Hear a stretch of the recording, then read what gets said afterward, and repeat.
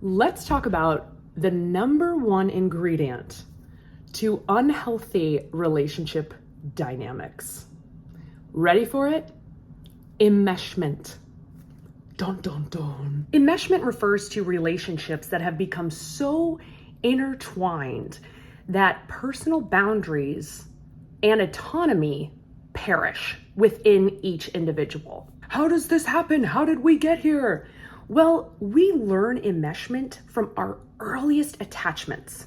That's right, our primary caregivers. This can look like a parent walking through the door at the end of a hard workday, very frustrated and hostile, creating an environment, whether it's blatant or subconscious, that everybody else in the family has to join. So that could be, hey, I'm coming in upset.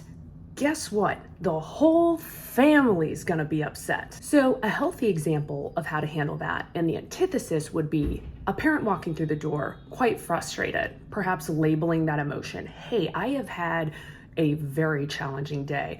I'm gonna go cool off in the other room, or I'm gonna sit here a little bit more quiet. Very transparent.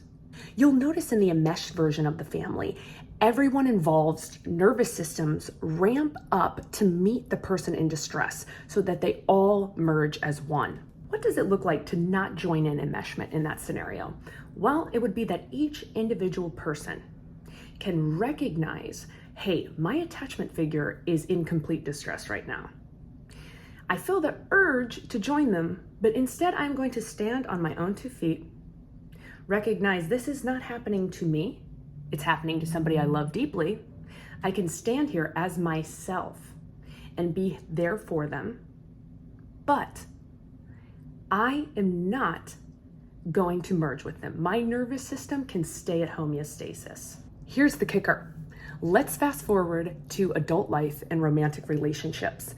We often partner with a person who experienced a similar level of enmeshment in childhood. In relationships, we have to work on self so that we can stand confidently as ourselves. I was reading something the other day that talked about why children love hide and seek so much.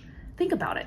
When they close their eyes, their attachment figure is not there. It's kind of exhilarating, right? For a brief moment, they're on their own exploring the darkness. But then what a beautiful blessing to open your eyes and reveal, my partner's been there for me the whole time. There was a brief moment in time where we were separate and apart, and how exciting to be reunited. We need to create a space within our relationship that has secure boundaries, but encourages our partner to be free to explore within those boundaries. We are autonomous human beings at the end of the day, with our own opinions, our own tastes and preferences, and our own sense of adventure. The best way to combat enmeshment is to celebrate the differences you have with your partner. Good luck. This is some of the hardest work you will ever embark on, especially if you are operating at an intense level of enmeshment. First, you want to gain confidence in yourself. Little things daily to improve your self-esteem. I had an instinct. I followed it. I went out and did my own hobby. It was fantastic, right? It's tiny movements to create confidence, which ultimately leads to autonomy. When we want to mesh with our partners, there's often a fear of abandonment lying just below the surface. Well, if I do this, I'll lose my partner and then I'll be alone and I'll hate myself. I'll be alone with my own thoughts. How do we combat this? Actually liking ourselves. Actually liking spending time by ourselves. Let's not forget about the exact opposite flavor of that, which is, oh, I like spending all my time by myself. I don't want my partner anywhere near me because I have memories of being emotionally smothered. And I don't trust myself to put up a boundary in order to not allow somebody to merge with me or smother me. You need to trust yourself to say, hey, this is my boundary and you have invaded it. I can set clear boundaries. I can enjoy the company of others while remaining myself. I don't have to do that in a defensive manner by spending the majority of my time alone. These are the tiny building blocks to then showing up in the duality of a relationship, having a partner in crime. How fun is that, right?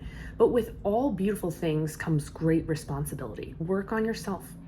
Find out, when did you first learn about abandonment? Who made you feel that way? When did you first fear being alone? What is your least favorite part about the moments when you're alone? And how can you show up in the world as an autonomous human being, standing on your own 2 feet, trusting your instincts, trusting your opinions? Thank you so much, everyone, and tune in again for another episode in the future of Field Trip Energy. If you liked what you saw today, please hit the like button and subscribe.